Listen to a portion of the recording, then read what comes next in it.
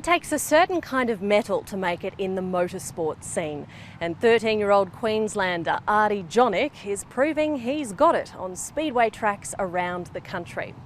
But he's not the youngest to cut it in this highly competitive sport. Donna Field joined Team Jonic in the lead up to the Australian Championships.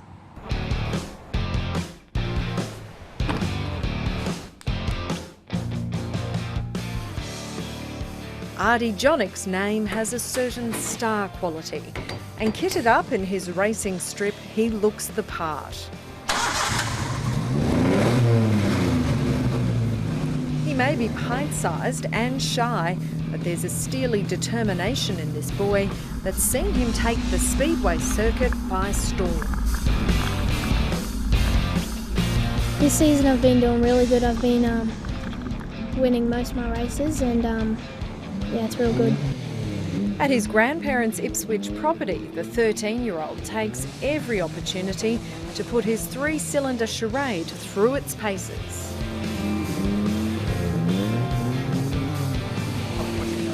The car's been built by his mechanic grandfather Lubo Jonic from spare parts, but the slick blue machine doesn't miss a beat on the muddy backyard track.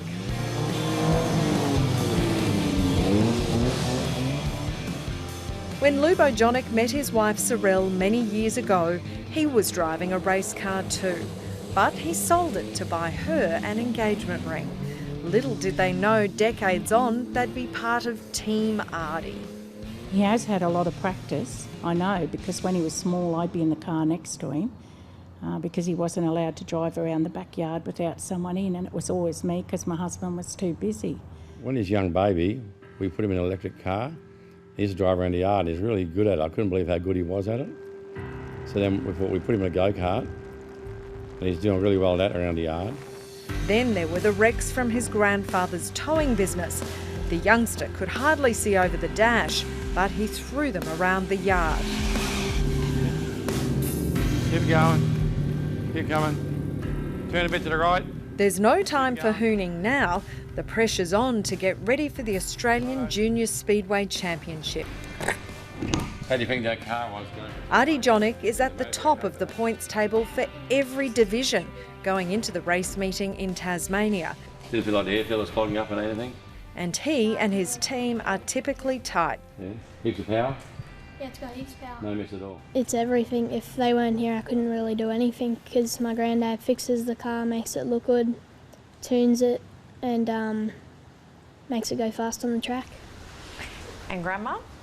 Grandma's really good at cleaning the helmet. Does the fan belt look okay from here? Yeah, it looks okay. He's pushing on it again. Yeah, that's good. Very determined. You put him behind the wheel of a car and he's ready to race. There's an Australian title there, so that's out of all of Australia, every driver. Whoever goes down there, I'm going against, and hopefully I can win it. I don't know if I can because there's a lot of good drivers down there though. It's a bit dirty from this race now. And they're up to 4 years older, but his nana's not worried. Not at all, no. Like he says, he's got this, and we've got all the equipment, safety gear, everything's, yeah, he's locked in there and strapped in, and I think he'd be a lot safer than a lot of people out on the road.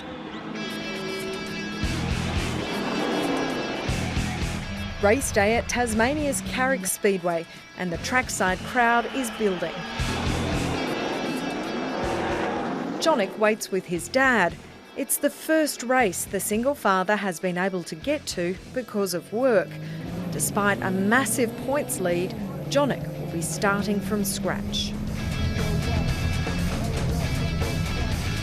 He needs to qualify to even make the main event. The 51 car on the inside is that of Ardie Jonic as he moves down the backstretch from Queensland, the fourth highest qualifier at this point in time. Lap after lap at speeds of 90 kilometres per hour, Jonic drives with precision and skill. He's never had a serious crash, but this afternoon a competitor isn't so lucky. She walks away and racing resumes. Down the back straight the last time, there's two car lengths now separating them. Jonic qualifies easily. First across the line, Harry Ross, Ardie Jonic second, I'm not sure about his, but Dad's a pretty shot watching up there, like, you know. It's nerve-wracking, it is. How was the car going pushing at me, was it? Apologies. It's a long wait until the final. Everything is checked and checked again. If we didn't do the tyre pressures, the tyre pressure could go right down and then the tyre would roll off the rim and then I'd roll over. And then it's time. Jonic drives hard from the start. The margin's .201.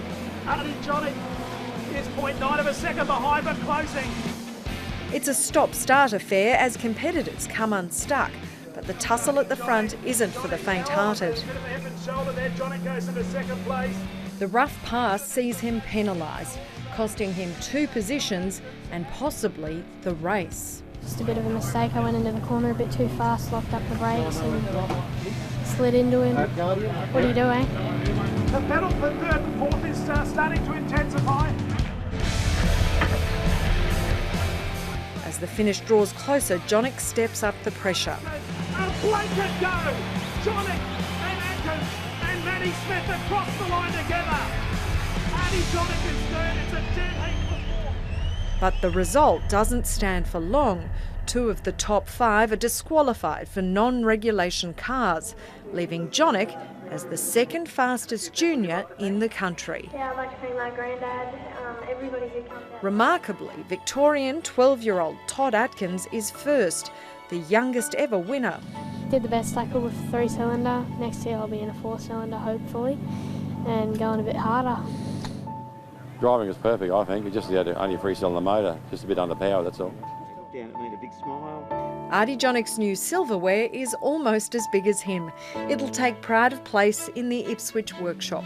But if he has his way, there'll be even bigger trophies to come. Maybe next year, number 1.